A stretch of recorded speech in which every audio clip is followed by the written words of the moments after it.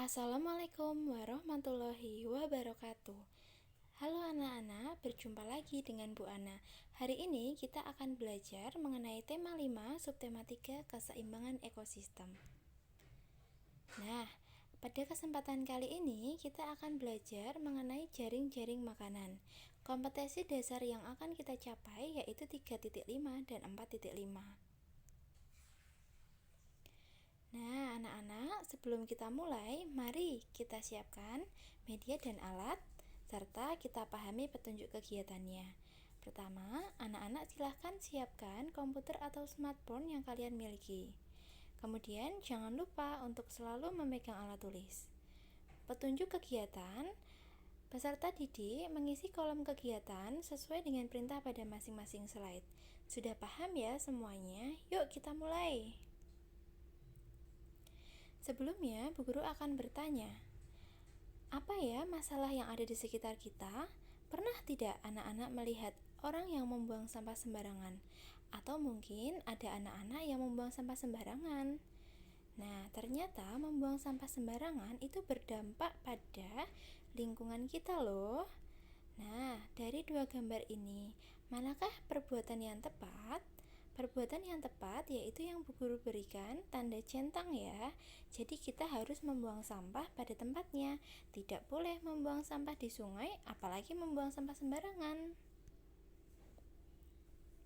Kemudian ternyata permasalahan lingkungan itu juga terjadi di Indonesia. Salah satunya ada pada berita online berikut ini yang berjudul Perkara Api di Lahan Perkebunan. Mari kita simak bersama-sama. Kobaran api menyala di lahan perkebunan kelapa sawit milik perusahaan PT Kalimantan Lestari Mandiri atau disingkat KLM, Kecamatan Mantangai, Kabupaten Kapuas, Provinsi Kalimantan Tengah. Lalu kebakaran meluas hingga ke kawasan hutan dan lahan gambut sekitar. Kebakaran tersebut dimulai sejak tanggal 9 Juli 2018 hingga 4 Agustus 2018. Ada 27 hari lamanya dan membuat sesak napas. Ternyata perkara api ini menimbulkan dampak kepada pohon yang habis, hewan yang kehilangan tempat tinggalnya, dan juga manusia yang mengalami sesak nafas. Untuk link berita online-nya, Bu Guru sertakan di bawah ya. Selanjutnya, permasalahan lingkungan yang Bu Guru akan jelaskan. Yang pertama, ada yang tahu itu gambar apa? Betul sekali, itu adalah gambar kebakaran lingkungan. Gambar kedua, orang menebang pohon. Dan gambar ketiga adalah limbah di sungai. Kira-kira apa ya yang membuat orang-orang itu melakukan tindakan seperti itu? Apakah bisa berakibat pada lingkungan dan ekosistem yang ada di dalamnya? Bagaimana ya anak-anak? Bisakah kalian membantu Bu Guru untuk menjawabnya? Nah, dari salah satu permasalahan lingkungan, ada gambar berikut ini. Coba, apa ya yang bisa kamu jelaskan dari gambar berikut ini? Ada yang bisa membantu Ibu Guru? Kira-kira di manakah kamu menemukan hewan seperti gambar? Hewan apa itu? Iya, betul sekali. Hewan harimau. Di mana kita bisa menemukan harimau? Kemudian Bu Guru akan bertanya, bagaimana jika kebakaran hutan berlangsung lama? Bagaimana kira-kira harimau? Apakah dia masih punya tempat tinggal? Atau malah harimau ikut terbakar bersama hutannya? Yuk, kita simak video berikut untuk lebih memahami materi berikut ini.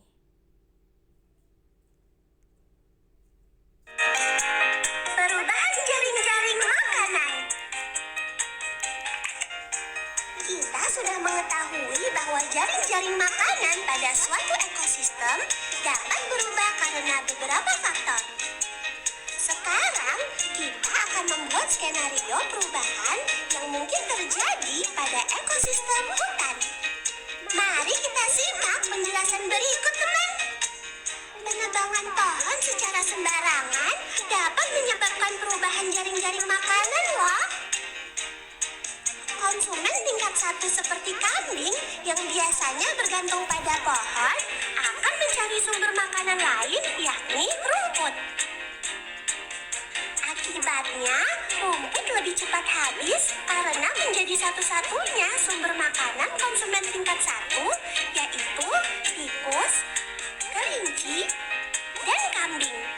Kurangnya sumber makanan menyebabkan konsumen tingkat 1 kelaparan, bahkan mati.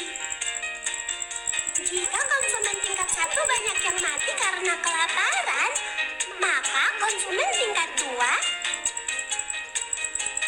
dan konsumen tingkat 3 juga kehilangan sumber makanan. Kurangnya sumber makanan mengakibatkan hewan-hewan mencari makanan di luar hutan atau di pemukiman seperti yang sering kita lihat di berita-berita.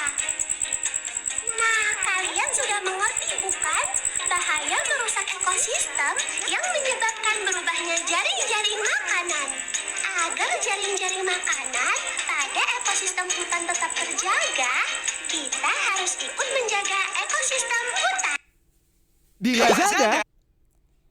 Nah, anak-anak, setelah menonton video tadi, Bu Guru sempat melihat ada jaring-jaring makanan. Bisakah kalian membantu Ibu Guru? Kira-kira jaring-jaring makanan yang ada pada video tersebut ada di mana ya? Nah, betul sekali. Itu ada pada ekosistem hutan. Coba perhatikan gambar berikut ini. Ada komponen apa saja pada ekosistem hutan? Pertama ada pohon, ada rumput, ada kambing, kelinci, dan tikus sebagai konsumen tingkat 1, serigala, kucing liar, dan burung hantu sebagai konsumen tingkat 2, ular dan elang menjadi konsumen tingkat 2. Pohon dan rumput ada yang tahu menjadi apa? Ya, betul sekali, menjadi produsen. Selanjutnya, mari kita berlatih. Susunlah gambar hewan berikut ini membentuk suatu jaring-jaring makanan. Gunakan tanda panah ya untuk menghubungkannya. Nah, kita perhatikan ada ular, ulat, tikus, katak, ayam, elang, padi, dan juga ada belalang. Nah, kira-kira kita temukan di ekosistem apa ya? Betul sekali, ekosistem sawah. Nah, nanti Bu Guru akan berikan slide ini untuk tugas kalian ya. Kalian bisa memberikan hubungan dengan memberikan garis. Nah, sudahkah kalian menyusun dengan benar? Coba kita perhatikan. Padi dimakan oleh tikus, ulat, dan juga belalang. Kemudian diteruskan pada konsumen tingkat kedua. Sekarang Bu Guru mau tanya, apa hubungan padi dengan tikus? Ya, hubungan padi dengan tikus yaitu padi dimakan tikus. Tikus memakan padi, betul sekali. Selanjutnya, Bu Guru punya jaring-jaring makanan berikutnya. Ada ular, orangutan, pohon jambu, harimau, dan juga burung merak. Kira-kira ada di ekosistem apa ya? Betul sekali, ekosistem hutan. Yuk, nanti Bu Guru akan berikan slide ini untuk kalian kerjakan ya. Sudahkah kalian menyusun dengan benar? Berikut adalah jaring-jaring makanan pada ekosistem hutan. Ada pohon jambu yang dimakan orang hutan dan burung merak. Burung merak dimakan oleh ular. Ular akan dimakan oleh harimau. Jadi di sini produsen adalah pohon jambu, burung merak dan orang hutan adalah konsumen tingkat 1, sedangkan harimau dan ular adalah konsumen tingkat 2. Nah, apa ya hubungan merak dengan ular? Betul sekali. Merak akan dimakan oleh ular. Ular akan memakan burung merak. Selanjutnya, jodohkan pernyataan berikut pada kolom yang tersedia. Bu Guru dibantu ya. Jika tikus diburu oleh Pak Tani karena dianggap sebagai hama tanaman, maka apa yang akan terjadi? Apakah panennya akan bertambah atau berkurang? Apakah ularnya akan bertambah atau juga akan berkurang? Mari kita kerjakan bersama. Nah, kita bekerjakan bersama-sama ya anak-anak. Jika tikus diburu oleh Pak Tani, maka pertama, panen pasti akan bertambah karena tidak ada hama yang akan memakan padi.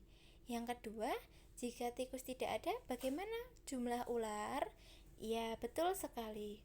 Jumlah ular pasti akan meningkat. Jika tikus diburu, maka jumlah ular akan menurun. Selanjutnya, jika burung merak diburu untuk dijual secara ilegal, maka apa yang akan terjadi?